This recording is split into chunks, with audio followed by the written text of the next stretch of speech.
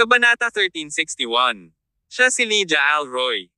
Maaaring hindi nila alam kung sino siya, ngunit alam ng Green Dragon na ang pagpapakain niya ng Snow Lotus kay Tyr ay nangangahulugan na kilala niya ito at hindi siya magdudulot ng anumang pinsala. Ibinaling ng babaeng nakaputi ang kanyang ulo upang hindi masulyapan ang Green Dragon. Masyadong misteryoso ang tingin na ibinigay nito sa kanya. Ang Green Dragon ay nakakilala ng hindi mabilang na mga tao sa kanyang buhay ngunit hindi pa siya nakakita ng ganoong mga mata. Katahimikan. O ito ba ay walang laman? Walang bagay tungkol dito na tila normal. Hindi sumagot ang babae. Walang bakas ng emosyon sa kanyang mukha. Hindi nito ginawang parang hindi sa mundo kundi mas parang isang napakalamig na bangkay. Oo, para siyang bangkay na niyelo ng malamig na hangin sa mga bundok na nyebe. Walang tao sa kanya. Masyadong kakaiba ang lahat ng ito. Maging ang Green Dragon at Black Turtle ay nagtaka kung nag-hallucinate ba sila. Nag-aatubili na nagpatuloy ang Green Dragon patungo sa babaeng nakaputi at kay Tyr. Gayunpaman, bigla niyang iwinagayway ang plote sa kanyang kamay sa kanyang harapan. Isang malakas at nakakagigil na enerhiya ang sumambulat ng sabay-sabay, na bumubuo ng isang bagay na parang pader ng hangin. Pinilit nitong huminto si Green Dragon sa kanyang kinatatayuan at pinigilan siya sa isa pang hakbang. Nakakatakot na lakas. Nagulat si Green Dragon. Sa sandaling ito, bagamat magkatabi sila ng babae, pakiramdam niya ay may makalangit na salamin na naghihiwalay sa magkabilang panig. Hindi siya nang ahas na sumugod ng padalos-dalos. Inakbayan ni Black Turtle si Green Dragon at bumulong, "It's better to wait. I don't think this woman has any intention to harm Tyr. She is bizarre and profoundly strong. Sa ating kasalukuyang estado, hindi tayo kalaban sa kanya." Maingat na tumitig si Green Dragon at umatras ng 2 hakbang. Sa puntong ito, mahimbing na natutulog si Tyr sa babaeng nakayakap sa puti. Hindi na siya gumawa ng kahit anong galaw, bagkus ay kinuha na lang niya ang plota at tumugtog ng isang ethereal at malambing na tune. Hindi na niya muling pinansin ang Green Dragon at Black Turtle. Sa puwang na pinutol ng babae sa kanyang plote, tila hinati niya ang kanilang mundo sa 2. Lumipas ang oras. Parang tumigil ang mundo. Tanging ang tunog ng sipol ng malamig na hangin at ang mahinang tono ng plota. At nakahiga doon si Tyr na tahimik na natutulog, walang kaba na para bang natutulog sa mga bisig ng kanyang ina. Hindi rin nila sinasadyang makita ang isang malabong ngiti sa gilid ng kanyang mga labi. 10 minuto. 20 minuto. Makalipas ang kalahating oras ay sa wakas ay nakita na ni Green Dragon at Black Turtle si Tyr na nakahiga pa rin sa mga bisig ng babae, unti-unting nagmulat ng mga mata. "Gising ka na ba?" The moment Tyr opened his eyes, biglang bumangon ang babaeng nakaputi. Maingat niya munang itinayo si Tyr patayo sa stone platform sa tabi niya, pagkatapos ay tumalon mula sa tuktok ng Mount Whiteface. Makalipas ang ilang segundo, nagpakita siya sa Mount of Terror, sa kabilang panig ng Skyrift Valley. Ang Mount Whiteface at ang Mount of Terror ay pinaghiwalay ng 12-dosenang metro na bumubuo sa Skyrift Valley. Ano nga ba ang ginamit nitong babaeng nakaputi para makalukso ng napakadali sa kabilang dulo ng Mount of Terror? Kasabay nito, muling tumunog ang isang malambing na plota. Nang marinig ang tunog ng plauta, iminulat ni Tyr ang kanyang mga mata habang unti-unti siyang lumilinaw. Unti-unting naglaho ang dating dugong mga mata niya at lumuwag ang ugali niya. Ang Snow Lotus ay nagtrabaho. Nagtagumpay ito sa pagyayelo at pagdurog sa mga molekula ng dugong berserker. Parang bumalik sa dati si Tyr. Natulala lang siya saglit. Habang ang tunog ng plote ay patuloy na tumitawid sa nyebeng Mount of Terror, nanginginig si Tyr at nagmamadaling tumingin sa direksyon kung saan nanggaling ang tunog. Nang lumingon ang babaeng nakaputi ay nagtama ang kanilang mga tingin. Pakiramdam niya ay tinamaan siya ng kidlat, natigilan si Tyr sa kinatatayuan. Nanlaki ang kanyang mga mata habang umaagos ang kambal na luha sa kanyang pisngi. Ang tunog ng plote at silwete na iyon. Ilang beses na niya itong nakita sa kanyang panaginip, ngunit ngayon ay nahaharap niya ito sa katotohanan. "Ina," walang malay na sigaw ni Tyr. Pakiramdam niya ay nasisiraan siya ng mga sandaling iyon. O baka naman naisip niya na nanaginip siya. Ang kanyang ina ay lumitaw sa nagyelo at nababalutan ng nyebe na Mount Whiteface. Ano ang nangyayari? Hindi nakapagtataka na naakit si Tyr sa tunog ng plota. Hindi rin nakapagtataka na makatulog siya ng mapayapa sa mga bisig nito. Ang babaeng nakaputi pala ay ang ina ni Tyr, ang ina na 20 taon nang patay. Walang kamalay-malay na sumugod si Tyr patungo sa Skyrift Valley, handang pumunta sa Mount of Terror para habulin ang kanyang ina. Nang umalis ang babae, nawala ang malamig na lakas. Ang Green Dragon at Black Turtle ay sumugod at tumayo sa gilid ng bangin upang tumingin sa buong Skyrift Valley, ngunit tanging sawa ang mahinang ulap ng ambon. Matagal nang nawala ang pigire ng babae. Nang makitang papaalis na si Tyr sa Skyrift Valley, nagulat si Green Dragon at nagmamadaling tumakbo para sunggaban siya. Naghahanap ka ba ng kamatayan, Tyr? Parang nahok ang kasalukuyang Tyr. Ang babaeng nakaputi ay madaling tumawid sa Skyrift Valley, ngunit hindi naman ganoon para kay Tyr. Maaaring mamatay siya sa pinakamalupit na kamatayan. Nang marinig ang tunog ng mga yabag, lumingon si Tyr. Nang makita ang lalaking nasa harapan niya, bakas sa mukha niya ang pagkagulat. Green Dragon. Nang marinig ang mga salita ni Tyr, napabuntong hininga ang Green Dragon. Sa wakas ay nagkamalay ka na, Tyr. Saktong pagre-relax niya, natapilok siya at muntik nang mahulog sa bangin. Mabilis na hinawakan ni Tyr ang braso niya at kinaladkad siya pabalik ng 2 hakbang. Lumapit din si Black Turtle at nagmamadaling bumulalas, buti naman at bumalik ka na sa katinoan mo, Tyr. Akala ko tapos na tayo ngayon dito. Napatulala si Tyr kay Black Turtle, baka sa mga mata niya ang pag-aalinlangan. Nagmamadaling nagpakilala si Green Dragon, ito si Black Turtle. Nabanggit ko na siya sa iyo minsan. Nauna pa siyang sumali sa Dragon Squad. Inabot ni Tyr at kinamayan si Black Turtle bago sumimangot. Bakit kayo nandito? Asan tayo? Ito ay isang mahabang kwento na nangangailangan ng oras upang sabihin. Bumalik ka sa amin. Ang lugar na ito ay masyadong mapanganib, sabi ni Green Dragon pagkatapos ng isang pause. Hindi pa ako makakabalik. Tumitig si Tyr sa buong Skyrift Valley at handang tumalon. Matagal nang nawala ang babaeng nakaputi ngunit ang mukha nito ang tumatak sa isip niya. Pinigilan ng Green Dragon si Tyr. Hold on. Sino yung babaeng yon? Hindi mo siya basta-basta susunduan. Siya ang aking ina. Kung hindi hinukay ni Kirin Summers ang puntod ni Lydia Alroy, maaaring hindi maniwala si Tyr na buhay ang kanyang ina. Iisipin na lang niya na isa itong ilusyon kahit pa nasaksihan niya ito. Gayunpaman, hindi napigilan ni Tyr ang sarili noon. Matagal na niyang hinala na maaaring hindi patay ang kanyang ina. Kaya lang hindi niya ito mahanap. At ngayon, nakita na ni Tyr ang sarili niyang ina, si Lydia, sa Mount Whiteface. Kabanata 1362. Kakaiba. Hindi lang iyon, naalala ni Tyr Summers ang naramdaman niya noong nakahiga siya sa babaeng naka-white kanina. Ganon din ang pakiramdam niya noong bata pa siya na nakahiga sa mga bisig ng kanyang ina. Kaya naman, halos sigurado si Tyr na hindi siya nagkakamali. Sa pagtanggi na bumitaw, nagpayo si Green Dragon sa malalim na boses, Tyr, hindi mo siya masusundan. Sa kabilang panig ng Skyrift Valley ay ang maalamat na pinagmumultuhan na Mount of Terror. Kagigising mo lang, at hindi pa lubusang nakaka-recover ang katawan mo. Mabigat din ang sugat namin ni Black Turtle. Dahil sa lakas natin ngayon, hindi tayo makakapunta doon. Pero, nag-aalangin pa si Tyr. No buts. You have to go back with me now. I will explain everything clearly to you later. Just wait until you get the full picture. It's not too late kung gusto mong bumalik dito para hanapin siya. Kung ikaw, pumunta ka doon ngayon, halos hinahanap mo na ang sarili mong kamatayan. Mahigpit na hinawakan ng Green Dragon si Tyr. Nag-aalala siya na kapag bumitaw siya, tatawid lang si Tyr. Isipin mo nga, mukhang nasa 20s ang babaeng nakaputi. How could she be your mother? Ang mga salita ng Green Dragon ay nagpabalik kay Tyr sa realidad na naging sanhi ng kanyang pagkabigla sa gulat. Oo, nasa 20s ang babaeng iyon, naisip ni Tyr sa sarili. Sa katunayan, ang kanyang hitsura ay eksaktong kapareho ng ina sa alaala ni Tyr, ngunit si Tyr ay nasa 30s na.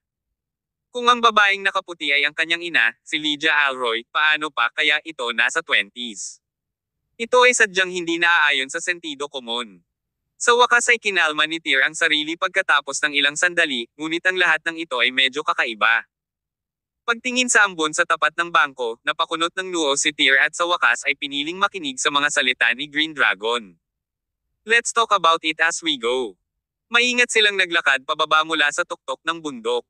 Sa daan, nakita ni Tyr ang isang dosenang mga upahang tog na kakaiba ang pananamit na nakahiga sa nyebe. Pagkatapos, nakita rin nila ang 4 na ahente ng Dragon Squad na namatay sa trahedya, pati na rin ang isang itim na kabaong. Hindi mapigilan ang mga pagdududa sa kanyang puso, sinabi ni Tyr ang kanyang mga tanong. Walang pinalampas ang Green Dragon at sinabi sa kanya ang lahat, kasama ang kung paano nila siya dinala rito at kung paano sila napunta sa mga pinsala sa buong katawan. Unti-unting nagsalubong ang mga kilay ni Tyr habang nakikinig sa Green Dragon. Hindi niya inaasahan na ang nagngangalit na dugo sa kanyang katawan ay haantong sa ganoong malubhang kahihinatnan. Sa pagkakataong ito ay nakatitig si Tyr sa mga taong nasa harapan niya na may apologetic look sa kanyang mukha. You don't have to blame yourself. It's not your fault. Isang flash ng pangunawa ang bumalot sa mukha ni Green Dragon at Black Turtle. Naawa lang sila sa 4 na ahente na sumama sa paglalakbay na ito, at kay Trine Pavlov, na nawala ng braso. Ang mga taong iyon ba ay dinala dito ni na Darkshire at Ostermore? Tanong ni Tyr sa malamig na boses, nakatingin sa mga bangkay na nakakalat sa buong lupa. Naaalala mo pa ba ang nangyari kanina? Tanong ng Green Dragon. Sumagot si Tyr, mayroon akong ilang malabo na mga alaala. Silang dalawa talaga. Nang sinubukan ng maharlikang pamilya ng Jade na maluklok bilang isang imperial na pamilya, lumitaw sila bilang bahagi ng mga emisaryo ng imperial. Still, I didn't expect they will come all the way here again. By the looks of it, mukhang pinagmumultuhan ako ng dalawang lalaking yun. Sinabi ni Green Dragon, Tyr, bago tayo ma-accident, dapat ay ang dalawa ang nag-utos kay Styx na palihim na dalhin tayo sa kung saan sila nagtakda ng pananambang. Mamaya, babalik tayo sa nayon at titingnan. Masama rin ang pakiramdam namin. Oo naman. Huminga ng malalim si Tyr at tumangala sa langit. Umuulan pa rin ng nyebe. Bigla siyang ngumiti at bumulong, Darkshire, bagamat hindi ako sigurado sa mga pinagdaanan mo sa panahong ito, oras na para lutisin natin ang matagal ng sama ng loob sa pagitan natin. Naglalakad silang 4 habang nagkukwentuhan tungkol sa buong pangyayari. Hindi nagtagal, dumating ang grupo sa pasukan ng nayon ng matandang mangangaso. Biglang huminto si Tyr sa kanyang kinatatayuan at bahagyang sumengot ng 2 beses. Ang amoy ng dugo ay nasa hangin. Parang may nangyari sa baryo. Nang marinig ang mga salita ni Tyr, naamoy din ng Green Dragon ang pabango ng dugo. Tama, naaamoy ko rin. Nagmamadaling pumasok sa nayon, natarante sila sa eksenang sumalubong sa kanila. Ang mga taga-nayon ay nakahiga sa mga pool ng kanilang sariling dugo. Ang dugong umaagos mula sa kanilang mga katawan ay dahan-daang dumaloy patungo sa ibabang lupa tulad ng isang maliit na batis. Ang hangin ay napuno ng mabibigat na metal na amoy ng dugo, at ang mga tumalsik na dugo ay makikita sa mga nakapalibot na bahay. Ang buong eksena ay mukhang nakakatakot at nakakatakot. Patay na ba ang lahat ng mga taong ito? Hindi makapaniwalang tanong ni Green Dragon. 6 o 7 oras pa lang sila umalis sa nayon na ito. Hindi pa man madilim ang langit. Hindi siya naglakas loob na isipin ang nangyari rito pagkaalis nila. Sinuri ni Tyr ang mga sugat ng mga taga-nayon at kung anumang palatandaan ng kanilang pulso. Nalaman niyang wala sa kanila ang nakaligtas. Halos lahat sila ay napatay sa isang suntok, at may malalim na sugat sa kanilang leeg. Malinaw na ang massacre ay tiyak na hindi ginawa ng mga ordinaryong tao. At mula sa kinaroroonan ng mga pagkamatay ng mga taong ito, kitang-kita na may nagbanta sa kanila at pinagtagpo sila sa pasukan ng nayon bago patayin ang buong nayon. Ito ay ang paggawa ng Darkshire at Oster. Nabaluktot ang mukha ni Green Dragon at Black Turtle sa isang pangit na ekspresyon. Parang sila na ang nangagaw ng kontrol sa nayon simula pa lang. Kaya nila tayong ipasok sa bitag ng mga taga-nayon. Pero, nagawa na ni Styx ang kanyang misyon. So, bakit nila pinatay pa rin ang lahat? Kakaiba. Nagmura si Tyr. Huminga ng malalim si Tyr. Ang sitwasyon ay nagparamdam din sa kanya ng labis na pagkabigo. Ngayon, si Darkshire ay tila mas walang puso kaysa dati. Ang lalaking iyon ay napunta pa sa haba ng pagiging walang awa upang patayin ang isang buong nayon. Bukod dito, maliwanag na walang kabuluhan ang mga pagpatay. Ginawa niya ito dahil kaya niya. Darkshire, halimaw ka. Sasaluhin kita for sure. Huminga ng malalim si Tyr. Ang lungkot na naramdaman niya mula sa kaibuturan ng kanyang puso ay mahirap tiisin. Sa loob ng ilang sandali, isang napakapangingibabaw na aura ang lumabas sa kanyang katawan, na naging dahilan upang makaramdam ng lamig sa kanilang mga gulugod sina Green Dragon at Black Turtle sa tabi niya. Tyr, Ikaw. Parehong nagulat si Green Dragon at Black Turtle kay Tear. Sa sandaling ito, ang aura na lumalabas sa kanyang katawan ay nakaramdam sila ng takot. Ang lakas ng katawan ko. Sobrang lakas. Naikuyom ni Tear ang kanyang kamao, at isang parang kulog na tunog ng kaluskos ang sumilay sa pagitan ng kanyang mga palad. Matapos ganap na magyelo ang Snow Lotus at maalis ang nagngangalit na mga molekula ng dugo sa kanyang katawan, maaari na niyang gamitin ng normal ang kanyang panloob na lakas ngayon. Gayon din, ang potency at kasuklam-suklam na kapangyarihan ng kanyang panloob na lakas ay nagparamdam kay Tear sa kanyang kasalukuyang lakas. Ang kaharian ng pagbabago. Isang nakakatakot na pag-iisip ang sabay-sabay na lumitaw sa isipan nina Green Dragon at Black Turtle, ngunit ito ay isang ligaw na hula, at hindi sila naglakas loob na seryosohin ito. Nagbibiro ka ba? Wala sa 4 na emperador ng Celestial Empire ang nakarating sa Realm of Transformation. Ang ganitong uri ng kapangyarihan ay umiiral lamang sa mga alamat. Dahil sa murang edad ni Tear, paano niya narating ang maalamat na kaharian na iyon?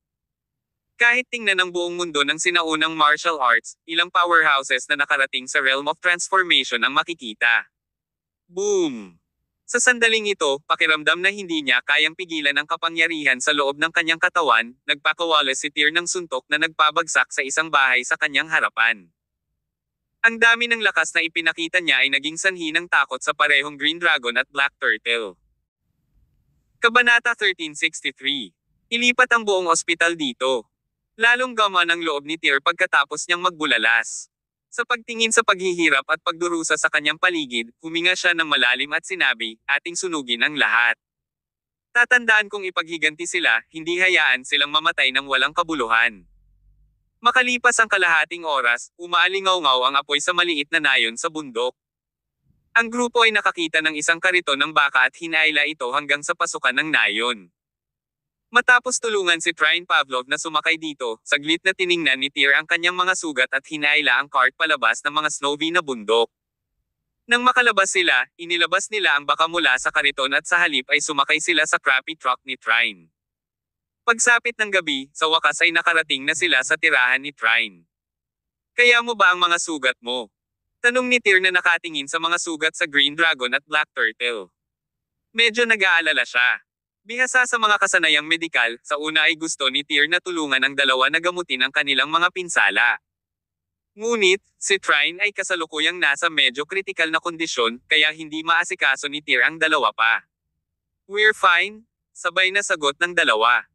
Tear, this guy, Trine, is the person in charge of the Dragon Squad at Mount Whiteface. We relied on him to locate the Snow Lotus to save your life, so. Naiintindihan ko. Tumango si Tear habang pinupunit ang damit ni Trine. Hindi ko siya hahayaang mamatay. Magtiwala ka sa akin. Pagkatapos noon ay hindi na nagsalita si Tear at nag-concentrate na lang sa pagsuri sa mga sugat ni Trine. Naputol ang kanyang buong braso, gulo ang kanyang balikat at bahagyang umaagos ang dugo. Maraming pira-pirasong salamin ang nakaipit sa kanyang dibdib at gayon din sa lugar kung saan naputol ang kanyang braso. Hindi naglakas loob si Tear na gumawa ng kahit anong galaw. Kumusta na siya? Tanong ni Green Dragon. Umiling si Tear. Grabe. Kung hindi natin magamot si Trine sa oras, natatakot ako na hindi siya mabubuhay. Dapat mong tingnan kung mayroong anumang mga karayom sa silid na ito. Kailangan kong selyuhan ang kanyang mga pangunahing punto ng acupuncture upang mapanatili siyang buhay sa ngayon. Kailangan pa rin nating maghanap ng taong tutulong sa mga sumusunod na paggamot. Okay. Pagkaraan ng ilang sandali, nakakita si Green Dragon ng ilang karayom sa pagbuberde sa bahay. Si Tear ay hindi nag-overthink ng mga bagay-bagay at direktang sinaksak ang mga ito sa ilang pangunahing acupuncture point sa katawan ni Trine. Nakatulong ito na patatagin ang mga meridian ng kanyang puso at pansamantalang mapanatili siyang buhay. Ano ang susunod? Ipadala siya sa ospital, walang malay na sabi ni Tear, ngunit pagkatapos ay umiling siya. Nope. The General Hospital won't do, we have to think of other ways. Green Dragon, may dala ka bang cellphone? Oo. Inilabas ni Green Dragon ang kanyang telepono at ibinigay kay Tear, na mabilis na nag-dial ng numero ng telepono. Pagkakonekta pa lang ng tawag ay may nagsalitang medyo may edad na, Tear. Baka sa boses niya ang excitement. Ito ay pag-aari ng walang iba kundi ang ama ni Tear, si Draco Summers. Dad, Nasa Mount Whiteface ako ngayon. May kaibigan akong malubhang nasugatan. Naputol ang isang braso niya. Pwede bang makipag-ugnayan ka agad sa pinakamagaling na doktor sa lugar para magdala ng kagamitan at pumunta sa locus yung ipinadala ko sa iyo? Okay. Si Draco ay isang matalinong tao. Hindi na siya nagtanong ng detalyado nang marinig ang tono ni Tyr, at agad na ibinaba ang tawag pagkatapos ng kanilang pag-uusap. Makalipas ang halos kalahating oras, narinig sa labas ang tunog ng isang sasakyang humaharurot patungo sa tirahan. Sinundan ito ng katok sa pinto. Ilang doktor na nakasuot ng puting Amerikana ang nasa pintuan. Hello, ikaw ba si Mr. Tyr Summers? Tumango si Tyr. Oo, ako yun. Kami ang mga surgeon na ipinadala ni Mr. Draco Summers. Hello. Tumango si Tyr habang nagpapaliwanag dahil nasa kritikal na kondisyon ang kaibigan ko, at hindi ako sigurado kung aling ospital ang pinakamaganda sa Mount Whiteface, kinailangan kong problemayan kayo para personal na pumunta sa akin. Isang doktor ang nagmamadaling umiling at sinabing, walang problema. Karangalan namin na pagsilbihan ka, Mr. Summers. Dinala namin ang lahat ng kinakailangang kagamitan at instrumento sa medisina. Pagkarinig sa kanyang mga salita, napansin ni Tyr na may 4 o 5 ambulansya na nakaparada sa pasukan. Habang nag-uusap sila, 12 doktor at nurse ang lumabas sa mga sasakyang pang-emergency. Pumasok kadali. Utos ng isang doktor, mabilis na ikinaway ang kanyang mga kamay. Mahigit 12 doktor at nurse ang sumugod sa bakuran, at maging ang mga ambulansya ay bumaliktad at pumarode sa bakuran. Nang makita ang sitwasyon, parehong Green Dragon at Black Turtle ay medyo nataranta, lalo na nang makita nila ang mga kagamitan at instrumento sa surgical cart. Akala nila ay inilipat ni Tyr ang buong ospital dito gamit ang isang tawag sa telepono. Nasugatan din ba kayong dalawa? Tanong ng doktor na namamahala nang mapansin niya ang mga damit ni na Green Dragon at Black Turtle na may bahid ng dugo at ang mga scarf na nakabalot sa kanilang mga braso. Doktor, hindi po problema ang aming mga sugat. Hiniling namin sa inyo na pumunta dito pangunahin na para sa kapakanan ng aming kaibigan. Gayunpaman, ang grupong ito ng mga doktor ay lubos na responsable. Sa kabila ng mga protesta ng Green Dragon at Black Turtle, iginiit pa rin ng mga doktor na gamutin ang kanilang mga pinsala. Sinulyapan ng attending physician ang mga sugat ni Green Dragon at Black Turtle at agad na nagutos, kayong dalawa. Linisin at bihisan ang kanilang mga sugat. Sumama ka sa akin. Roger yan. Lumapit ang 2 doktor sa dalawa at sinenyasan silang direktang pumunta sa ambulansya. Sa harap ng sigasig ng mga doktor, sa huli, hindi makatanggi ang magduo. Kaya, sa pangunguna ng mga doktor, sumakay si Green Dragon at Black Turtle sa ambulansya. Samantala, ang iba pang mga doktor ay pumasok sa bahay sa unang pagkakataon. Nakatayo sa gilid, pinanood ni Tyr ang eksena sa harap niya. Medyo hindi siya mapakali simula nang bumalik siya mula sa Snowy Mountain. Noong una, dahil si Trine at ang iba pa ay malubhang nasugatan, wala na siyang gaanong oras para mag-isip ng kung ano paman. Gayunpaman, ngayong dumating na ang mga doktor, sa wakas ay nagkaroon ng oras si Tyr para sa kanyang sarili. Muli, ang kanyang mga iniisip ay nabalik sa mga nakaraang kaganapan na naganap sa Mount Whiteface. Naglalakad sa labas, pinagmasdan ni Tyr ang nyebe na bundok sa di kalayuan, na walang katapusang nakaunat, hanggang sa nakikita ng kanyang mga mata. Parang bagyo ang damdamin sa kanyang puso. Siguradong maraming sikreto doon, mga hindi pa nabalitaan ni Tyr. Ang mga bagay ay tiyak na hindi kasing simple ng tila. Makalipas ang halos kalahating oras, lumipad ang isang helicopter sa malawak na kalangitan sa gabi at dumaong sa isang open space sa bakuran. Sa paglapag nito, ang napakalaking ipoypo na nabuo ng propeller ay nagangat ng isang layer ng puting nyebe mula sa lupa. Bumaba si Draco mula sa sasakyang panghimpapawid, kasama ang isang grupo ng mga lalaki sa hila.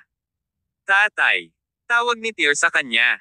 Nung nabalitaan kong nandito ka, agad akong tumakbo. Tumawag ako ng helicopter para paliparin ako dito since medyo malayo ang Ormer City, paliwanag ni Draco habang naglalakad papunta kay Tyr. Mula nang magkasundo ang mag-ama, palaging nag-aalala si Draco kay Tyr sa lahat ng oras. Lalo na nang marinig na may nangyari kay Tyr sa Imperial Capital City, mas lalo pang nag-alala si Draco. Ilang beses niyang naisip ang pumunta sa lungsod para makita ang kanyang anak, ngunit natigil ang kanyang biyahe sa iba't ibang dahilan. Ngayong dumating na si Tyr sa hilaga at bumalik na sa dati niyang sarili, naramdaman ni Draco ang pagbigat ng kanyang mga balikat. Kabanata 1364. Lahat salamat sa Lady in White.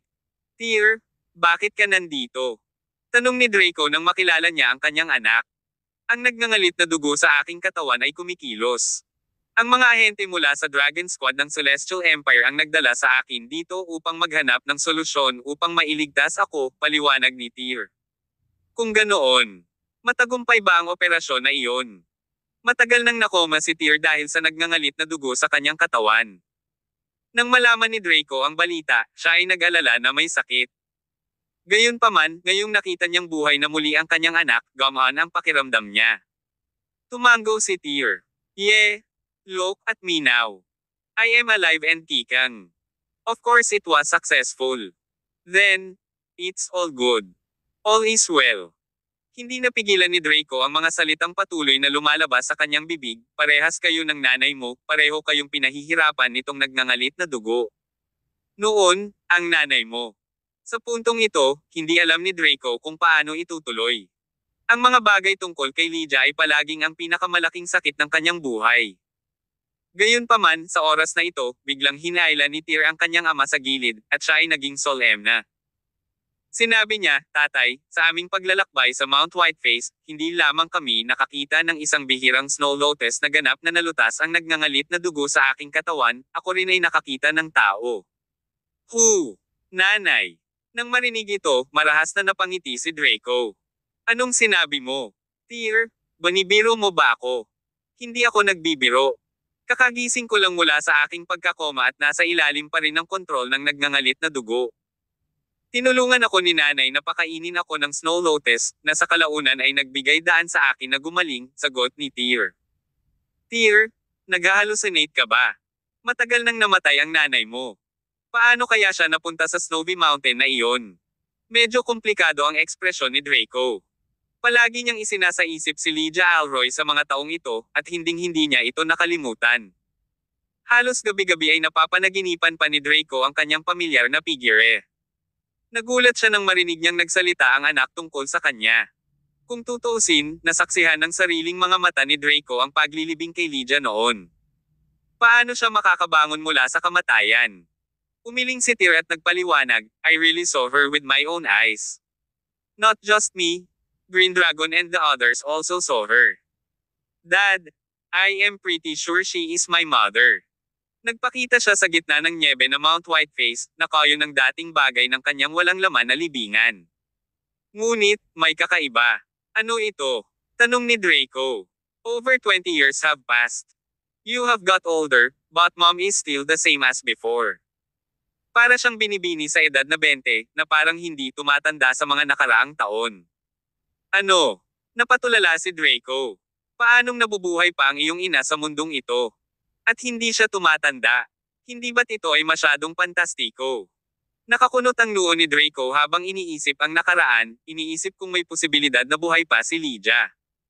Ngunit, kahit anong isipin niya, pakiramdam niya ay hindi makatotohanan ang lahat ng ito.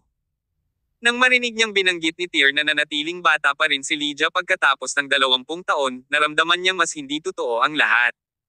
Not knowing how to explain himself, Tyr finally just said, let's drop it. Malamig sa labas, Tere nasa loob. Okay. Dahil ang pinsala ng Green Dragon ay medyo hindi gaanong seryoso. Matagal na siyang nakabenda at lumabas ng ambulansya. Samantala, sumailalim sa emergency surgery si Black Turtle dahil sa sugat nito sa braso. Umupo ang grupo sa sala. Nakahanap ang Green Dragon ng ilang dahon ng tsaa pati na rin ng kettle at gumawa ng tsaa para kay Draco. Lord Summers, thank you for calling doctors for us. Kung hindi, baka dito namatay ang 2 kaibigan ko. Dinala ng Green Dragon ang tsaa kay Draco at nagpasalamat sa kanya ng saludo. Saglit na pinagmasdan ni Draco ang Green Dragon, pagkatapos ay sumaludo din siya at binati, You are Green Dragon, a Gate Master of 6 Doors, right? Nice to meet you. Tama, dati akong kabilang sa 6 Doors, pero ngayon, sumali na ako sa Dragon Squad. Sina-escort ko si Kuya Tyr dito sa utos ng Panginoon, sagot ni Green Dragon sabay tango. Talagang nagpapasalamat ako sa inyo. Itinaas ni Draco ang kanyang tasa at nag-toast ng Green Dragon ng isang tasa ng tsaa sa halip na alak. Masyado kang magalang, Lord Summers. Noon lang, binuhat ng ilang doktor si Trine Pavlov palabas ng kwarto. Nagtungo sila sa labas habang ang grupo ay nasa gitna ng pag-uusap. Nagmamadaling pumunta ang Green Dragon nang makita niya sila. "Doktor, kumusta na po siya?" Tanong ni Green Dragon sa apurahang boses na nakaturo kay Trine. Hindi naman talaga stable ang sitwasyon niya. Masyadong damyugo ang nabali niyang braso. Maraming glass fragments ang nakaimbed sa laman niya. Nasugatan pa ang internal organs niya. So, kahit subukan natin ang lahat, malamang 50% lang ang chance natin sa pagliligtas sa kanya. Nadurog ang puso ni Green Dragon nang marinig niya ito. Inilagay niya ang isang kamay sa braso ng doktor at nagmakaawa sa pamamagitan ng nakagisnang mga ngipin. "Pakiusap, gawin mo ang iyong makakaya upang iligtas ang buhay ng aking kaibigan. Huwag kang mag-alala. Gagawin talaga namin ang aming makakaya." Alinsunod sa utos ng doktor, ilang mga nurse ang agad na dinala si Trine sa pinakamalaking ambulansya at malakas na isinara ang mga pinto upang magsagawa ng emergency na surgery sa loob. Umupo sa kanyang upuan, medyo na-distract si Green Dragon. Natapos ang misyon at bumalik na si Tyr sa dati niyang sarili, dagdag pa, na ibalik pa nila ang Snow Lotus. Ngunit sa kasamaang palad, nagbayad sila ng mabigat na presyo. Ang 4 na ahente ay napatay, ang Black Turtle ay nasugatan, at ang buhay ni Trine ay nabitay sa balanse. Nagkaroon nga ng masamang pakiramdam ang Green Dragon nang pumasok siya sa Mount Whiteface. Gayunpaman, hindi niya inaasahan na magiging ganito kalala ang sitwasyon. "Nabalitaan ko kay Tyr ngayon lang daw niya nakita ang nanay niya." "Green Dragon, nakita mo rin ba siya?" Tanong ni Draco habang humihigop ng tsaa sa kamay niya. Tumango si Green Dragon. "Well, we saw a lady in a white dress at Skyrift Valley. Kung hindi dahil sa kanya, I'm afraid we would have killed by Tyr." Pinatay ni Tyr. Medyo nagulat si Draco. Pati si Tyr na nakaupo sa gilid ay nataranta. It was the berserk blood. Noon, out of control ang nagngangalit na dugo sa katawan ni Tyr. Kapwa kami ni Black Turtle ay walang laban sa kanya. Kung hindi dahil sa biglaang pagsulpot ng babaeng nakaputi, pareho kaming dalawa ni Black Turtle. Ang mga bangkay ay nakahiga na sa bundok na iyon ng nyebe ngunit, umalis siya pagkatapos na gumaling si Tyr, sabi ni Green Dragon. Saan siya nagpunta? Nagmamadaling tanong ni Draco. The Mount of Terror. Parang doon siya nanggaling. Hahabulin sana siya ni Tyr, pero pinigilan ko siya. Given the state we were in that time, there was no way we could survive if we went after her, sumagot si Green Dragon, na inalala ang sitwasyon noong panahong iyon. Ang Mount of Terror. Nang marinig ang 4 na salitang iyon, nag-react si Draco na parang nakarinig ng nakakatakot na pangalan. Sandali siyang natahimik. Pagkalipas ng ilang segundo ay dahan-dahan ang sinabi ni Draco, "Tama ang ginawa mo." Nang sabihin ng mga katagang iyon ay natigilan si Tyr. Sa muling pagtingin kay Draco, nalaman niyang napakalubhana ng kanyang ama. "Dad, bakit ganyan ang itsura mo? Posible bang alam mo rin ang Mount of Terror?" "Oo, alam ko." Huminga ng malalim si Draco bago siya nagpayo, "Tyr, kung wala kang lubos na tiwala, hindi ka na dapat pumunta sa lugar na iyon." Kabanata 1365. Malakas at hindi mapagparaya. Bakit? Tanong ng isang naguguluhang Tyr. Walang partikular na dahilan. Mula pa noong sinaunang panahon, ang Mount of Terror ay hindi naging tirahan para sa mga tao. Kahit na wala akong ideya kung ano ang naroroon, alam ko ang isang bagay na sigurado kung papasok ka ng padalos-dalos, matatapos ka at mawala ng buhay doon. Sa pag-iisip sa mga alamat na iyon, kahit si Draco ay nakaramdam ng lamig sa kanyang likuran. Ang mga alamat tungkol sa Mount of Terror ay palaging kumakalat sa buong hilaga. Sinasabi na ang bundok ay hindi isang lugar para sa mga nabubuhay, ngunit isang snow mountain na kabilang sa underworld. Natigilan sina Tyr at Green Dragon dahil halos magkapareho ang mga sinabi ni Draco sa sinabi ni Styx kanina. Maaasahan ba ang alamat na ito? Ipinaliwanag ni Draco, ito ay tiyak na hindi isang walang batayan na tsismis. Ang ilang mga tao ay nagpunta upang galugarin ang Mount of Terror dahil sa pag-usisa, ngunit hindi na sila bumalik. Isa sa mga pinakamalaking insidente ay naganap 30 taon na ang nakalilipas. Nais ng isang siyentipikong pangkat na imbestigahan ang bundok, kaya kumuha sila ng isang helicopter upang paliparin sila doon.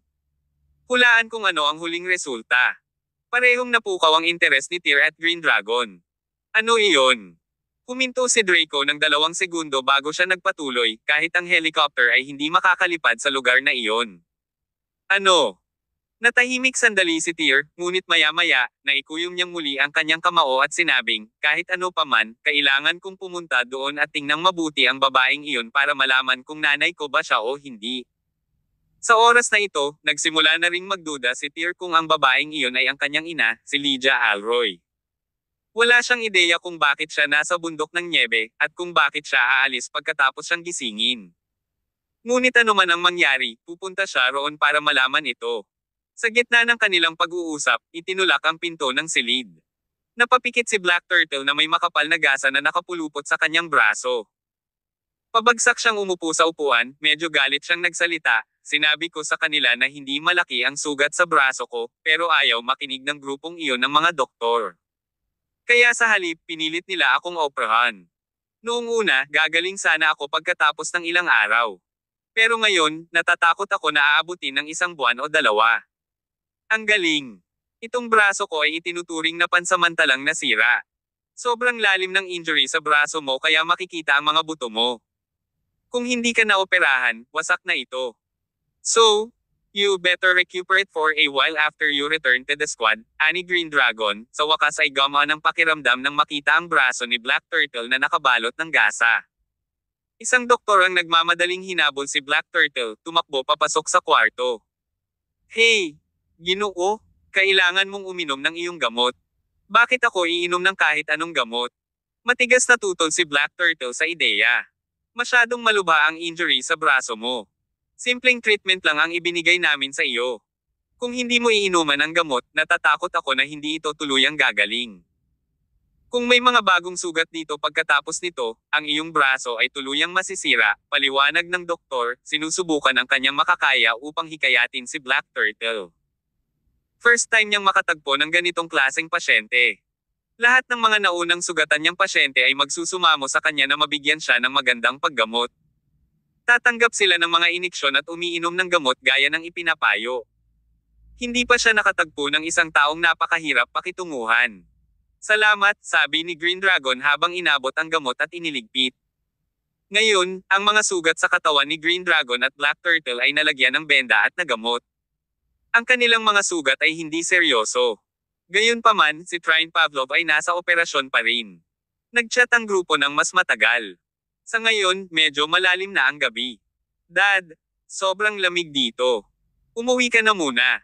As for the matter concerning Mom, just leave it to me. You don't have to overthink it after you go back. Speaking of which, I'm now also starting para maghinala na baka hindi si nanay ang babaeng iyon, sabi ni Tyr. Tumango si Draco at hinimok, okay. Sa kakayahan ko ngayon, hindi ko talaga kayang pamahalaan ang mga bagay na ito. Pero Tyr, kung gusto mong pumunta sa Mount of Terror, tiyak na hindi ka maaaring mag-atubili. Noon pa man ay nararamdaman ko na iyon, na isang mapanganib na lugar. Huwag kang mag-alala. Alam ko ang ginagawa ko. Tumango si Tyr. By the way, babalik ako sa Con City sa mga susunod na araw. Nagkataon na birthday na ni Cyrene. Samantala, nagkataon na ika-100 araw ni Vega at Alter. Kaya, plano kong magdaos ng 100 araw na piging. Kailangan mong pumunta para dyan. Haha, talaga. Tumawa ng malakas si Draco. Birthday at 100th day ng mga apo ko. Bilang lolo nila, syempre pupunta ako doon. Kung ganoon, babalik muna ako. Matanda na ako. Hindi na tulad ng dati ang katawan ko. Okay. Matapos paalisin ni Tyr si Draco, casual na humiga ang tatlo sa lupa at nagpahinga sandali. Nagpatuloy ang operasyon ni Trine hanggang madaling araw. Sa kabutihang palad, ang grupong ito ng mga doktor ay medyo bihasa, kaya't nailigtas ang buhay ni Trine.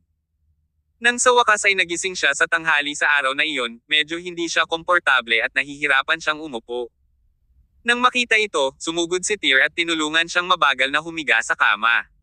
Stop moving around. Just lie still. Medyo malubha ang mga sugat mo, pero ang paggising mo ay nagpapatunay na hindi na nanganganib ang buhay mo. Kailangan mo lang gumaling ng maayos. Tyr, you're back to your normal self, sabi ni Trine sa mahinang boses. Isang makapal na benda ang nakaharang sa mga kurba sa mga sulok ng kanyang bibig. Oo, tumango si Tyr. Nang makita niya ang estadong kinaroroonan ni Trine, medyo nakonsensya siya. Maraming salamat sa ginawa mo. I'm deeply sorry to have gotten you into this state. Umiling si Trine, hindi masyadong nag-aalala sa sarili niyang mga sugat. No worries, I just accomplished the squad's mission. It's inevitable for an agent to encounter this kind of thing. As long as babalik ka sa normal, it can be considered that I didn't suffer this torment in vain. Are you hungry? I'll ask Green Dragon na dalhan ka ng lugaw. Bumangon ako sa kama at kumain. Kilalang kilala ko ang sarili kong katawan. Yung kaliwang braso ko lang yung nawala, plus konting minor injuries. Kaya, hindi ito nakakaapekto sa aking pang-araw-araw na gawain. Nagpumiglas si Trine sa pag-upo, hinaila lang ang sugat sa balikat niya. Napangiwi siya sa sakit. Mabuti pang humiga ka ng maayos. Sa oras na ito, pumasok din sa silid sina Green Dragon at Black Turtle. Ang Green Dragon ay nagdala ng isang mangkok ng matubig na sinigang at pinakain kay Trine. Trine, dapat kang magpahinga sandali pagkatapos nito. Magre-report ako pabalik sa squad at hihilingin sa kanila na magpadala ng isa pang tao dito upang pangasiwaan ang Mount Whiteface sa ngalan mo sa ngayon. Aabutin ka ng 1 taon o 2 para makabawi mula sa pinsalang ito. It's no biggie. Si Trine ay isang malakas at hindi sumusukong tao. Siya ay lubos na mukhang walang pakialam sa estado ng kanyang katawan. He insisted, actually, wala namang masyadong gagawin para sa Dragon Squad dito. Kung hindi dahil sa Snow Lotus this time, marami na sana akong oras para pumatay. So, hindi na kailangang magpadala ng ibang ahente. Tapos na. Ikaw ang bahala.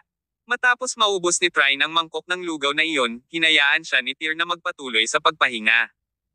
Pagkatapos, sa hapon, pinahanap ni Tyr ang isang kasambahay na mamamahala sa Jetta at pang-araw-araw na buhay ni Trine sa ilang oras. Pagkatapos niyang ayusin ang lahat ng ito, sinadya ng Green Dragon at Black Turtle na dalhin sina Tyr at ang Snow Lotus pabalik sa Imperial Capital City upang magulat sa pagkumpleto ng misyon. Gayunpaman, tumanggi siyang bumalik sa kanila. Nang makitang ayaw pa ring umalis ni Tyr, nag-aalinlangan na nagtanong si Green Dragon, ano pa ang gusto mong gawin? Kailangan ko pang maglakbay sa Mount of Terror. Kabanata 1366. Papunta pa sa mga nalalalong bundok. Nang sabihin ang mga salitang iyon, parehong nakasimangot ang Green Dragon at Black Turtle. Hindi ba tayo pumayag na hindi tayo pupunta doon hanggat hindi tayo handa? Sabay tanong ni Green Dragon. Tyr, every Northerner avoids even mentioning that Mount of Terror on the other side of Skyrift Valley. Kahit ang tatay mo ay nagpayo na huwag tayong padalos-dalos pumunta sa lugar na iyon. Gusto mo ba talagang makipagsapalaran? Naniniwala ba kayo na may underworld sa mundong ito? Ang tanong ni Tyr ay hindi makapagsalita si Green Dragon. Nang makitang hindi siya sumagot, tumawa si Tyr at nagtanong, hindi rin kayo naniniwala, di ba? Ang implikasyon sa likod ng mga salita ni Tyr ay medyo halata. Hindi siya naniniwala na ang Mount of Terror ay kabilang sa tinatawag na underworld. Pagkatapos ng lahat, ang mga alamat na iyon ay masyadong mahiwaga. Sa makatuwid, anuman ang mangyari, nais ni Tyr na maglakbay sa Mount of Terror upang makita kung sino mismo ang misteryosong babaeng nakaputi. Mula nang magising si Tyr mula sa kanyang pagkakoma, ang kanyang isipan ay nag-iisip tungkol sa kanyang ina. Kung aalis man lang siya ng ganoon, hindi na niya malalampasan ang bagay na iyon. Kahit papaano, kinailangan ni Tyr na tumawid sa Skyrift Valley at pumunta sa Mount of Terror para tingnan kung ano ang nangyayari. Kung gayon, sasama kami sa iyo. Sabi ni Black Turtle sa malalim na boses. Kaya kung pumunta mag-isa, pareho kayong nasugatan, dapat magpagaling kayo dito. Umiling si Tyr. Wala siyang balak na isama ang dalawa sa biyahe. Hindi naman, ang misyon namin ay pumunta sa Mount Whiteface para kunin ang Snow Lotus, buhayin ka, at ibalik ka ng ligtas. Kaya, dapat ka naming sundan, sabi ni Green Dragon ng napaka-resolute la. Hindi siya magkakaroon ng kapayapaan ng isip kung hahayaan niyang mag-isa si Tyr na pumunta doon. Dahil sobrang persegido ang duo, hindi na nagprotesta pa si Tyr. Kung ganoon, sabay na tayo. Umalis na tayo. Pagtingin sa langit sa labas, napagtanto ni Tyr na hindi pa huli ang lahat. Huminga siya ng malalim at lumabas ng kwarto. Nang makita ito, nagpalitan ng tingin sina Green Dragon at Black Turtle at sumunod na malapit sa likuran niya. Lumabas silang tatlo sa looban at nagmaneho. Ang crappy truck ni Trine patungo sa Snowy Mountain. Nakakuyom ang kanyang unang daan, nakaramdam pa nga ng tensyon si Green Dragon sa kaibuturan. Hindi niya alam kung ano ang nakatago sa tapat ng Skyrift Valley, at hindi rin siya sigurado kung ano ang susunod na gagawin ni Tyr. Ngunit, ang nakita niya sa kabilang bahagi ng lambak ay nag-iwan ng matagal na takot sa kanyang puso. Kasabay nito, hindi siya sigurado kung magiging kakaiba si Tyr sa pag-akyat sa Mount of Terror pagdating nila doon. Dahil sa kasalukuyang kalagayan ni Green Dragon at Black Turtle, hindi nila mapipigilan si Tyr kung ipipilit niyang alamin kung ano ang nangyayari. Makalipas ang ilang oras, pagdating nila sa Skyrift Valley, gabi na. Nang sumapit ang gabi, tahimik ang mga bundok na nalalatagan ng nyebe, at isang mahinang malamig na buwan ang makikita sa kalangitan. Dinala muli ni Tyr ang duo sa Skyrift Valley. Bagamat napakalamig gaya noong umalis sila, malabo nilang nakikita ang kanilang paligid sa ilalim ng liwanag ng buwan. Sa pagmamasid sa kanilang paligid, sa wakas ay tumingin si Tyr sa tuktok ng Skyrift Valley. Nang maisip niya kung paano niya nakita ang kanyang ina doon, huminga siya ng malalim.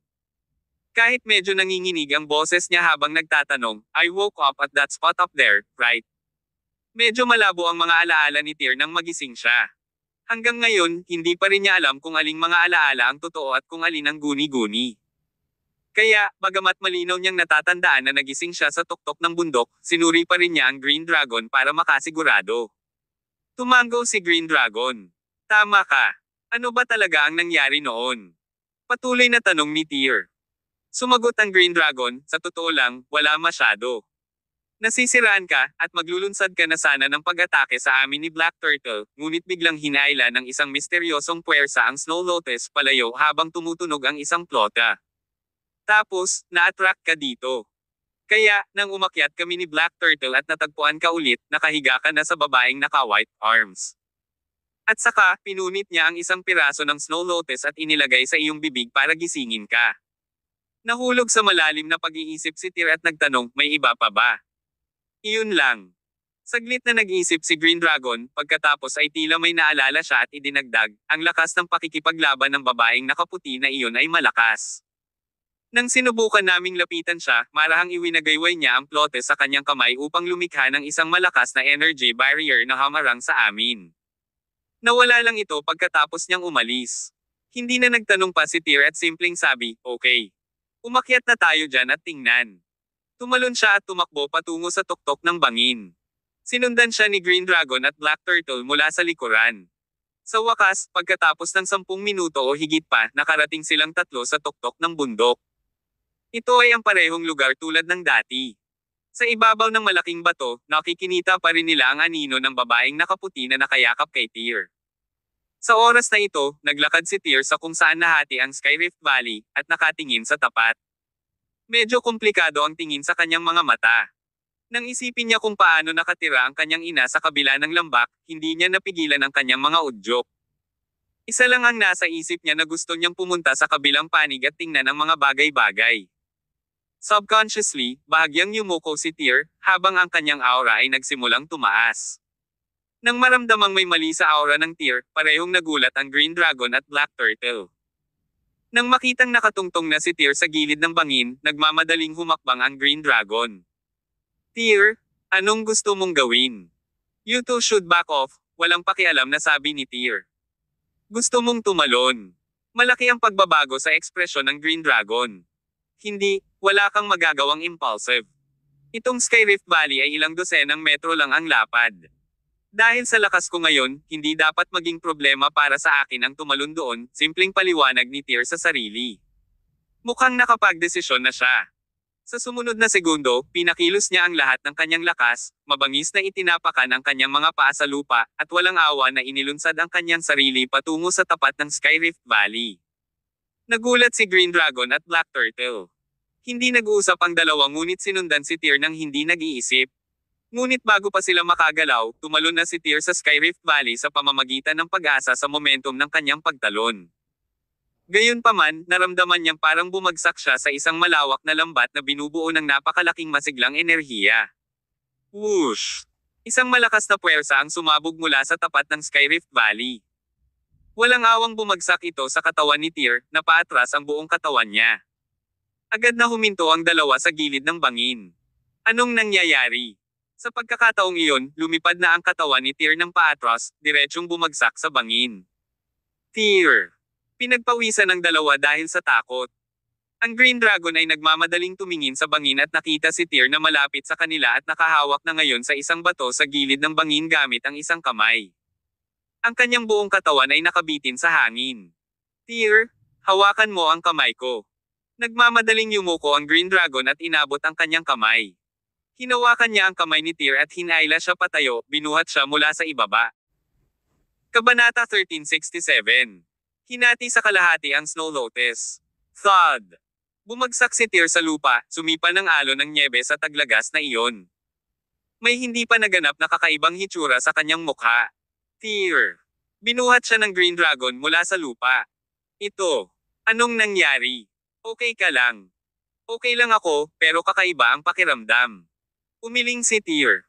Bumangon siya at tumingin sa kabilang side ng Skyrift Valley. Malinaw na nakarating siya sa tapat ngayon, ngunit wala doon. Sa halip, isang hindi nakikitang hadlang ang hamarang sa kanya mula sa paglapag sa bundok. Ang di nakikitang hadlang ay tila na puno ng isang hindi maihahambing na malakas na puwersa. Hindi inaasahang nakabangga nito si Tyr at napatalbogan siya ng sobrang lakas. Tingnan mo. Ano yun? Bulalas ni Black Turtle, biglang itinuro ang isang lugar sa tapat ng Skyrift Valley. Napatingin sina Tyr at Green Dragon sa direksyon na iyon.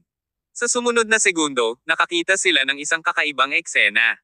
May isang grupo ng mga tao na may kakaibang pananamit sa kabilang panig ng Skyrift Valley. Mukha silang naguguluhan sa ilalim ng liwanag ng buwan, at sumayaw sila sa paraang hindi pa nakikita ng tatlo. Hindi lang iyon, may mga napakapaos at nakakatakot na boses ang nagmula sa tapat. Kailangan mong lumipad kung gusto mong makarating. Kailangan mong lumipad kung gusto mong makarating. Umalingaw-ngaw ang mga boses sa buong Skyrift Valley, umaalingaw-ngaw sa lahat ng dako. Anong nangyayari? Nataranta, nakaramdam ng takot ang tatlo noon, tila masyadong kakaiba ang mga taong iyon, at nagbigay pa ng impresyon na nasa ibang panahon at dimensyon. Mariin silang tinitigan ni Tyr nang hindi kumukurap ang mga mata. Lalong kumunat ang noo niya na para bang may nararamdaman siya. Saglit lang lumitaw ang grupong iyon ng mga tao bago mabilis na nawala. Ang kanilang mga boses ay hamina at hamina, ngunit ang nakakaaliw na himig ay umalingaw-ngaw pa rin sa lambak. Let's go! Agad na tumalikod si Tyr at walang pagdadalawang isip na umalis. Ang kanyang biglaang pagbabago ng isip ay nahuli sa Green Dragon na hindi nakabantay. Lumingon si Tyr at napatingin sa tapat ng Skyrift Valley. Ang Mount of Terror ay natatakpan pa rin ng isang malaking halaga ng kaputian, na parang ang grupo ng mga tao ay hindi kailanman naruroon. Gayunpaman, ang nakakatakot na pakiramdam na iyon ay nananatili pa rin sa kanilang mga puso. Medyo natarante silang tatlo. Bumaba ang tatlo sa bundok ng mabilis hanggat kaya nila bumalik sa direksyong pinanggalingan nila. Inaalala ang nangyari kanina, nagtanong agad si Green Dragon, Tyr, bakit ngayon ka lang nakabawi? Nang sumugod ako, para akong sumugod sa isang malaking lambat ng masiglang enerhiya. Ngunit pagkatapos, isang napakalaking puwersa ang sumabog mula sa tapat at itinulak ako pabalik, dahan-dahang sabi ni Tyr, huminga ng malalim. Isang napakalaking puwersa. Kumunat ang noo ni Green Dragon. Nagpatuloy si Tyr, tama. Masyadong malakas ang puwersang iyon. Maliwanag, ang mga taong iyon sa kakaibang pananamit ngayon ay hindi katulad ng mga tao sa atin. Kung pipilitin kong tumalon sa bundok, nag-aalala ako na kailangang mamatay dito ngayon. The whole thing is way too bizarre. Naramdaman ba ninyo na may kakaibang aura na naglalabas sa bawat katawan ng mga taong iyon? Paulit-ulit na umiling ang Green Dragon at Black Turtle, na nagpapahiwatig na wala silang naramdaman. Anong klaseng aura? Hindi ko matukoy ng eksakto. Napabuntong hininga si Tyr. Parang walang paraan para masabi ko ang sitwasyon dyan anytime soon. Pero, babalik ako dito kapag may ganap na akong lakas. Anong antas ng lakas iyon? Tanong ni Green Dragon. Iniisip kung ano ang sinabi ng mga taong iyon kanina, ikinaaway ni Tyr ang kanyang kamay at nagbiro, hindi ko alam. Marahil gaya ng nabanggit nila, pagkatapos kong makakalipad. Baka biro lang iyon kina Green Dragon at Black Turtle, pero kahit papaano ay tila sineseryoso ni Tyr ang ganoong pahayag. Pagdating nila pabalik sa kinaroroonan ni Trine ay gabi na rin kaya natulog na lang silang tatlo sa lupa. Kahit na, ang gabing iyon ay walang tulog para kay Tyr. Kinaumagahan, dumating ang maid na hinanap nila para kay Trine. Matapos nilang tulungan si Trine na tumira, nagpa siya ang trio na umalis sa Mount Whiteface at bumalik sa Imperial Capital City. Bumalik silang tatlo sa lungsod sakay ng eroplanong sinakyan nila. Habang papalapit sila ng papalapit sa Imperial Capital City, sa wakas ay mailalabas na ang bigat sa puso ni Green Dragon at Black Turtle. Bagamat nagbayad sila ng malaking halaga sa operasyong ito, nagawa nilang maibalik si Tyr nang hindi nasaktan. Nangangahulugan ito na ang misyon na itinalaga sa kanila ng Panginoon ay maituturing na tagumpay. Sa eroplano, halos hindi nag-uusap ang tatlo. Paulit-ulit na iniisip ni Tyr ang mga bagay na nangyari kahapon sa Mount of Terror sa kabilang panig ng Skyrift Valley.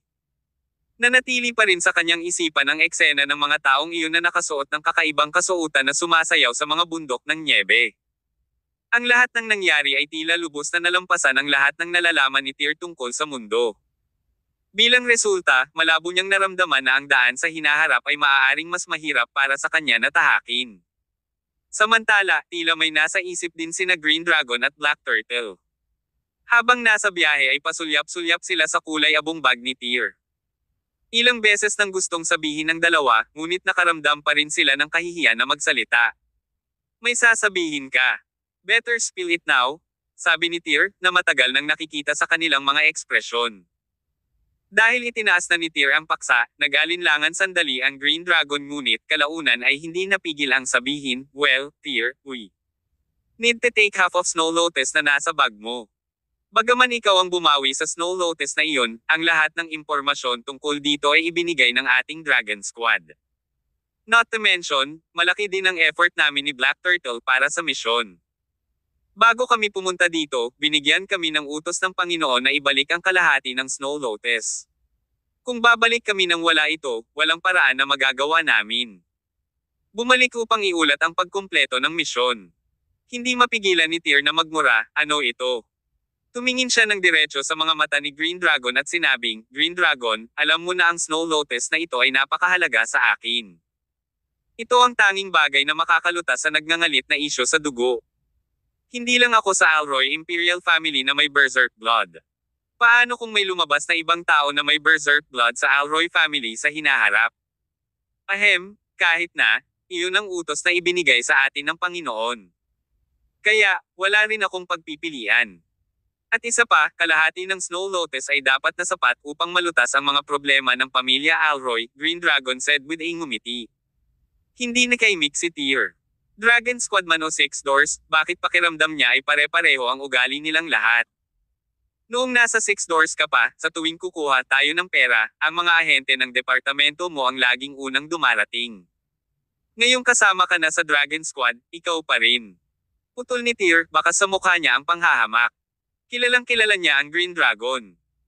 Kung ito man ay noong nakipag-usap sila kay Hugh Quad sa Hilaga, o kapag pinangangasiwaan nila ang maharlikang pamilya ng Jade, sa tuwing makakahanap si Tyr ng kaunting benepisyo, ang lalaking ito ang tumakbo ng napakabilis. Ngayong nakapasok na ang inang ito sa Dragon Squad, bakit parang hindi siya nagbago kahit kaunti? Kabanata 1368. Bumalik sa Imperial Capital City. Awkward na ngumiti si Green Dragon. Hindi yan matutulungan. Kung tutuusin, utos ng Panginoon yan. At saka, sumali lang kami sa Dragon Squad, samantalang si Lord ang naging leader lang ng squad. So, kung wala kaming na-accomplish, weekend, kumapit ka sa posisyon natin. Kunin mo ang kalahati nito, sabi ni Tyr, na ikanaway ng kamay. Sa huli, ayaw niyang masyadong makipagtalo sa Green Dragon. Nagbibiro lang siya kanina. Ang kalahati ng Snow Lotus ay dapat na sapat upang malutas ang problema ng pamilya Alroy sa nagngangalit na dugo. Hindi nila kailangan ang buong bagay. Gayun din, ang Dragon Squad ay gumawa sa kanya ng napakalaking pabor. Nararapat lang na ibigay niya sa kanila ang kalahati ng Snow Lotus. Napangiti ng maluwag ang Green Dragon nang marinig ang mga salita ni Tyr. Mabilis niyang kinuha ang bag, hinugot ang kalahati ng mga talulot ng Snow Lotus, at maingat na inilagay sa isang kahon na gawa sa kahoy. Ginawa niya ang buong aksyon ng isang beses, na para bang ginawa niya ito sa kanyang isip ng hindi mabilang na beses. Eto pa ang kasama. Hindi napigilan ni Tyr na ibigay kay Green Dragon ang gitnang daliri. Maya-maya, lumapag na ang eroplano. Pagkatapos, natagpuan ng grupo ang military jeep na kanilang minamaneho rito noon at pinaharurot ito patungo sa manor ng pamilyang Alroy Imperial. Makalipas ang kalahating oras, huminto ang sasakyan sa harap ng gate ng manor. Kung titingnan ito sa malayo, bukod sa ilang gwardya na nakapwesto sa entrance, makikita rin ang isang babaeng nakatayo doon, na patuloy na nakatingin sa kanilang direksyon. Nang makita ni Tyr ang babaeng iyon ay parang piniga ang puso niya. Bago huminto ang sasakyan, naitulak ni Tyr ang pinto ng jeep at tumalon pababa. Gumawa siya ng ilang mabilis na hakbang upang sumugod sa babaeng iyon at marahas na niyakap ito sa kanyang mga bisig. Darling! Kumikirot ang puso ni Tyr habang pinagmamasdan ang medyo haggard na babae sa kanyang mga braso. Hinawakan niya ang mukha niya gamit ang dalawang kamay at hinalikan siya ng malalim sa labi. Hubby, bumalik ka na. Sinandal ni Winifred ang ulo niya sa yakap ni Tyr. Hindi niya magawang gumamit ng mga salita upang ilarawan ang pananabik sa kanyang puso. Kanina pa kita hinihintay dito simula nang matanggap ko ang tawag mo. Hindi napigilan ni Winifred ang mga luhang tumulo sa kanyang pisngi. Bumalik ka na. Nakauwi ka na rin sa wakas. Tama. I'm back, darling. I have made you wait for too long. Huminga ng malalim si Tyr habang hawak ang mga kamay ng asawa. Kasalanan ko kung bakit ka nag-alala ng sobra.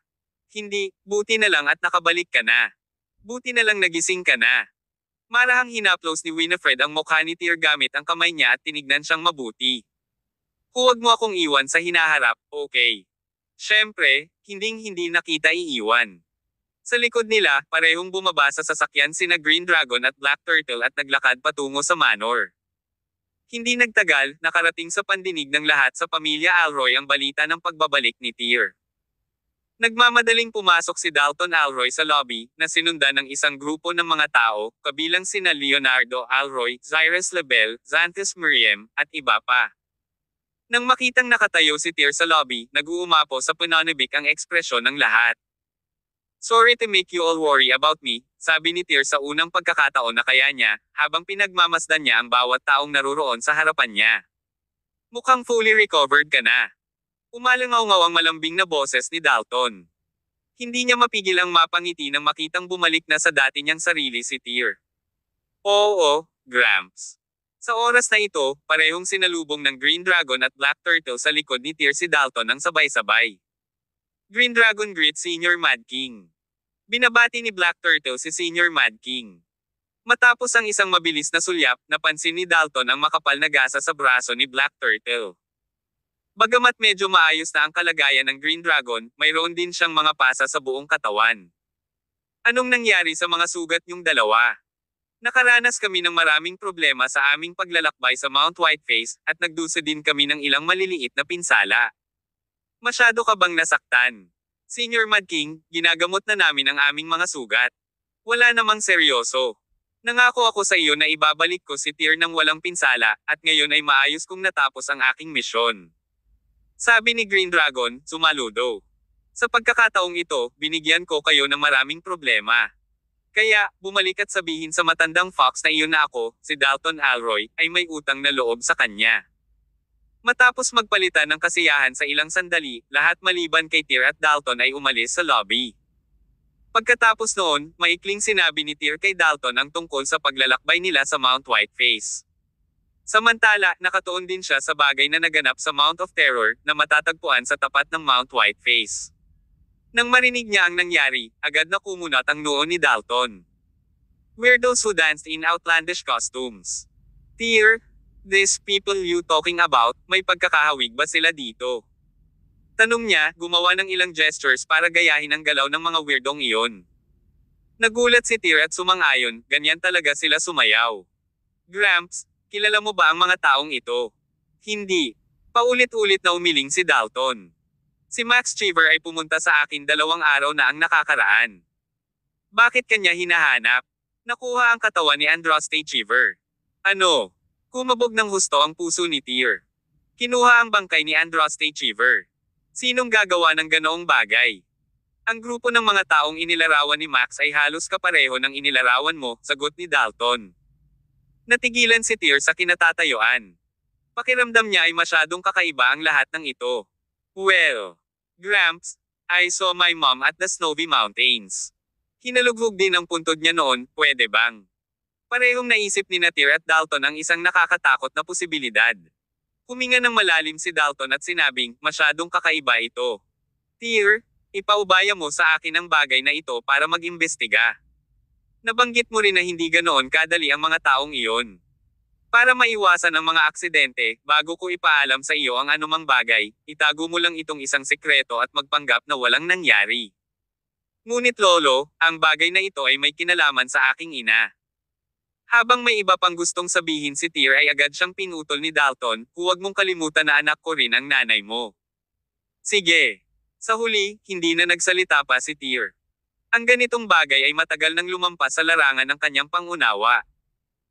Kahit na si Dalton ay naging isang ordinaryong tao na walang anumang panloob na enerhiya, ang kanyang pananaw ay tiyak na mas malalim kaysa kay Tyr. Pagkatapos, kinuha ni Tyr ang kulay abong bag na naglalaman ng kalahati ng Snow Lotus. Sa sandaling binuksan ang bag, ang buong silid ay napuno ng nakakapreskong halimuyak. Ito ba ang napakalamig na Snow Lotus? Bahagyang lumiit ang mga pupils ni Dalton. Nabuhay siya sa loob ng napakaraming taon, ngunit ito ang unang pagkakataon na nakakita siya ng gayong mahimalang halamang gamot. Tama ka. Pinulot ni Tyr ang isa sa mga talulot ng Snow Lotus bago niya ibinigay ang natitira kay Dalton. I'll take this petal back to save Cyrene and leave the rest here. Gamitin ito kung muling lilito ang nagngangalit na dugo sa Alroy Imperial family sa hinaharap. Okay. Babalik ka ba sa Con City sa susunod? Tanong ni Dalton habang inililigpit ang natitirang Snow Lotus. Tama ka. Tumango si Tyr. Sa mga susunod na araw, ikapitong kaarawan na ni Cyrene. Kasabay nito, lumipas ang ikadaang araw ni Vega at Altair, maraming araw na ang nakalipas. Kaya, plano kong ihagis ang kambal ng 100 araw na sulo-salo kasama ang kaarawan ni Cyrene. Kabanata 1369. Curing Cyrene Summers. Tumango si Dalton Alroy at sinabing, splendid. Pagdating ng time, mas maaga tayo doon. Gabi na. Miss na miss ka na ni Winifred kaya ilang araw na siyang hindi nakakain o nakakainom. Dapat kang sumabay at samahan mo siya. Sure, sagot ni Tyr. Sa oras na ito, sa maliit na villa na dating tinitirhan ni Lydia Alroy, mahigpit na niyakap ni Tyr si Winifred sa kanyang mga bisig. Matagal nang naghiwalay ang mga lovebird, at marami silang gustong sabihin sa isa't isa. Ngunit ngayon na sa wakas ay magkasama na silang muli, hindi nila mahanap ang mga salita upang ipahayag ang kanilang sarili. Kaya naman, sa huli, napasandal na lang si Winifred sa mga bisig ng asawa, habang mahigpit naman siyang hinawakan ni Tyr. Nais lamang ng mag-asawa na hawakan ang isa't isa hanggang sa katapusan ng panahon, at hindi na muling maghihiwalay sa natitirang bahagi ng kanilang buhay. Nang sumunod na araw, nagpaalam si Tyr at ang iba pa kay Dalton at sa iba pa at bumalik sa Con City. Masyadong marami ang naranasan ni Tyr sa kanyang paglalakbay sa Imperial Capital City. Samantala, mahaba rin ang biyahe. Sa una, pumunta siya sa lungsod upang maghanap ng solusyon para sa kanyang nagngangalit na dugo. Sa kabutihang palad, ang lahat ng kanyang pagsisikap ay hindi nawalan ng kabuluhan, at siya ay nakahanap ng lunas pagkatapos ng lahat. Sa oras na ito, sa lugar ng villa ng Lunar Mountain. Natuwa si Helen Cole at ang iba pa nang malaman nilang babalik si Tyr at ang iba pa. Pagkatapos mag-grocery ng madaling araw, pinagluto sila ni Helen ng handaan, pagkatapos ay hinintay silang dumating. Pag-uwi nila, tanghali na. Dahil dito, magkasamang naupo ang pamilya at nasiyahan sa pagkain. Ang kapaligiran ay medyo maayos at masaya.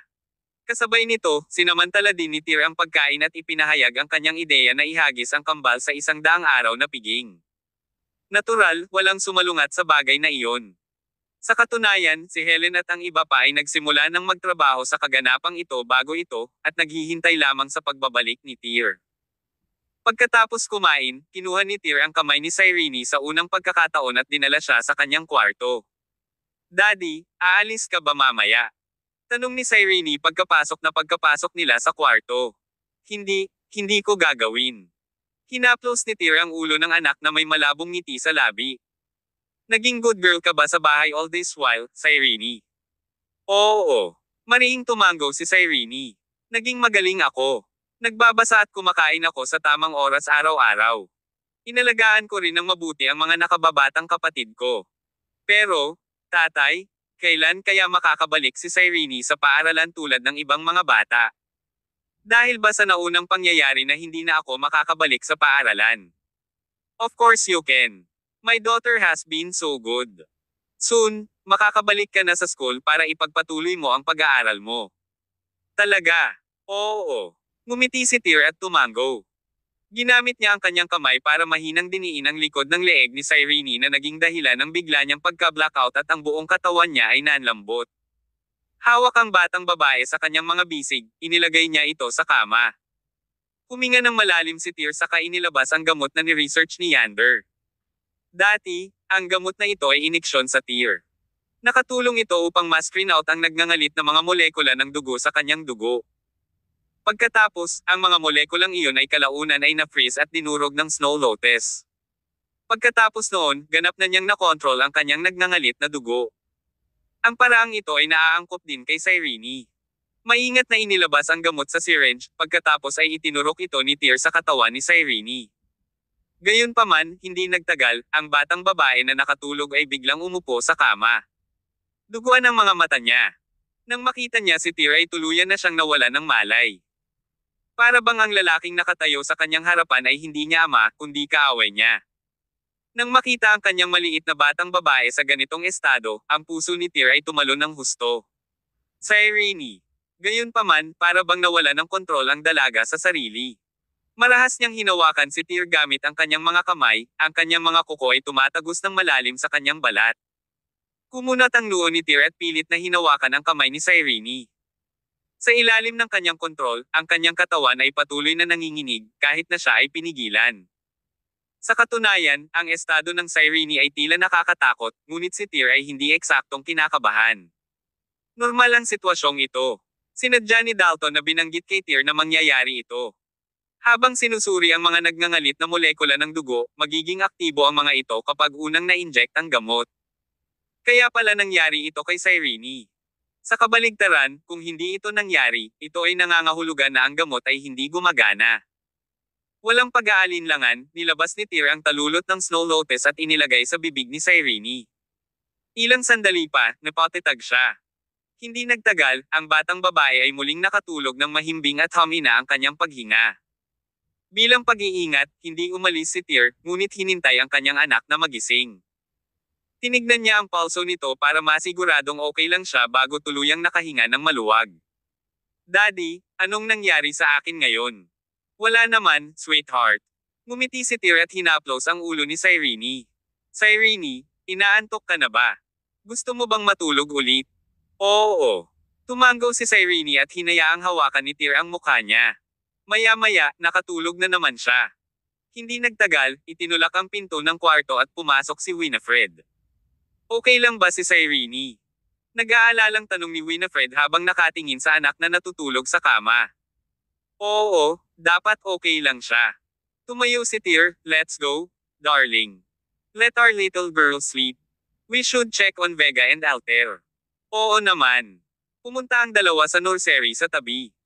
Mabilis na nilapitan ni Tyr ang mga sanggol at inabot ang mga ito para asarin.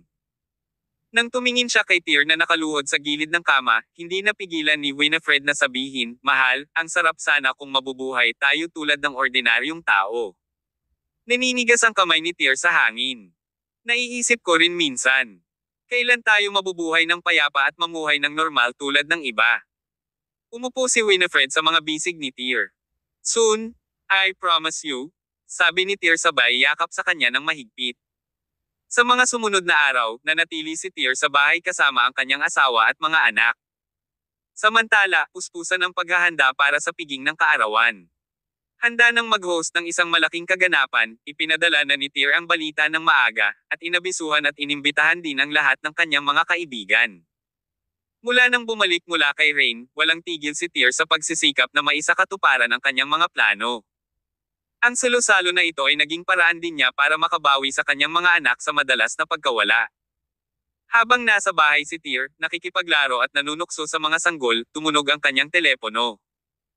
Pagkasagot pa lang niya ng telepono ay agad na tumunog ang boses ni Clifford mula sa kabilang linya, "Boss, the twins' 100th day banquet will take place in 2 days, right?" Kasama ang kaarawan ng munting si Cyrene. Darating ako doon. Kumusta ang Regal Palace? Bahagyang ngumiti si Tyr. Masyado akong naging abala kamakailan at hindi ko pa nasusuri sa iyo ang tungkol dito. Lahat ay lumobo. Mula nang matanggap ng ating mga miyembro ang inner strength cultivation technique na ibinigay mo sa kanila, halos araw-araw ay nalubog na ang lahat dito. Mag-isa akong darating para sa paglalakbay na ito sa Celestial Empire. Hindi ko sinabi sa iba ang tungkol dito, para hindi sila ma-distract. Tumango si Tyr. Kabanata 1370. Paputok. Dahil matagal na silang hindi nagkikita, nagpatuloy si Tyr sa pakikipag-chat kay Clifford bago pinatay ang tawag. Mabilis na lumipas ang oras, at sa isang kisap mata, 3 o 4 na araw ang lumipas. Oras na para idaos ni Tyr ang magkasanib na piging para sa kaarawan ni Cyrene at ang ikadaang araw ng kambal. Pagkatapos kunin ng Snow Lotus, ang nagngangalit na dugo sa katawan ni Cyrene ay ganap na naalis, at bumalik siya sa dati niyang sarili. Marami sa mga kaibigan at kamag-anak ni Tyr ang dumating sa Lunar Mountain Villa area isang araw bago ang piging.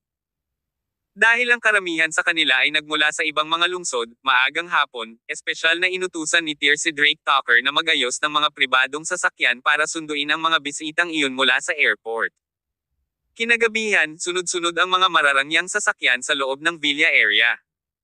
Kabilang sa mga dumating isang araw na mas maaga ay ang mga miyembro ng imperial na pamilya mula sa Imperial Capital City. Kabilang dito sina Dalton Alroy at Leonardo Alroy ng pamilya Alroy, Lino Winder at Celio Windsor ng pamilya Windsor, Celia Regulus mula sa pamilya Regulus, gayon din si Sean Yarn at ang iba pa. Bilang karagdagan, ang iba pa tulad ng pamilya ni Carson York, Southern King at Heather Quelch, Dixon Watt at ang iba pa mula sa Canentine Mansion ng West Suez, at Draco Summers ay dumating din ng maaga. Bukod pa riyan, ang Lola Christine at Lolo Paul ni Winifred mula sa Riverville City ay dumating din isang araw ng mas maaga. Para sa isang oras, ang buong Lunar Mountain Villa area ay naging lubhang masigla. Matagal nang may balak si Tyr na ibalik ang Regal Palace sa pinagmulan nito sa Celestial Empire. Kaya natural, inutusan niya si Drake at ang iba pa na tulungan siyang bilhin ang buong Lunar Mountain Villa area matagal na ang nakalipas. Ngayon, malapit nang matapos ang proyekto. Kahit na ang mga orihinal na residente ay nabigyan ng malaking halaga ng kabayaran, dahil sa mga hadlang sa oras, marami sa kanila ay wala pa ring oras upang lumipat. Sa oras na ito, agad na nakakuha ng atensyon ng hindi mabilang na mga tao ang makitang napakaraming mararangyang sasakyan na nagmamaneho papunta sa lugar ng villa ng Lunar Mountain. Bagamat lahat ng mga residenteng naninirahan doon ay mayaman at makapangyarihan, bihira silang makakita ng ganitong eksena. Ang lahat ay nag-iisip tungkol sa kung para saan ang mga taong ito na pumunta dito. Nabalitaan ko na dahil ang pamilyang Summers, na nakatira sa gilid ng burol, ay magdaraos ng ikadaang araw na piging ng kanilang mga anak. Kaya't ang lahat ng mga big shot mula sa buong imperyo ay nagtitipon dito. Are you kidding me? Sure, ang Autumn Field Group na pagmamayari ng pamilya Summers sa Con City ay may napakalaking kapangyarihan, ngunit hindi sila mahalaga sa mga tuntunin ng buong Celestial Empire. At ngayon sinasabi mo na ang lahat ng mga powerhouse sa ang imperyo ay nagtipon dito para sa ikadaang araw na piging ng mga anak ni Tyr. Hehe. Hindi ka naniniwala. Itinuro ng isa sa mga orihinal na residente ng lugar ng villa ang isang marangyang sasakyan na dumaraan. Tingnan mo. Ang tao sa kotse na iyon ay si Carson York, ang hari ng buong timog. Kilala mo ba ang kanyang asawa, si Heather Quelch? Siya ay isang member ng pamilya ng hari ng Quelch. Nakilala ko sila dati noong nagpunta ako sa Southern Lambert City upang ayusin ang mga bagay-bagay. I think I've heard that Carson and Tyr are close, but it doesn't mean they represent the whole Celestial Empire, right? Ang isa pang tao ay muling nagsabi, napansin mo ba ang tao sa sasakyan na iyon doon? Siya ay si Leonardo Alroy, ang kahalili ng Alroy Imperial Family mula sa Imperial Capital City.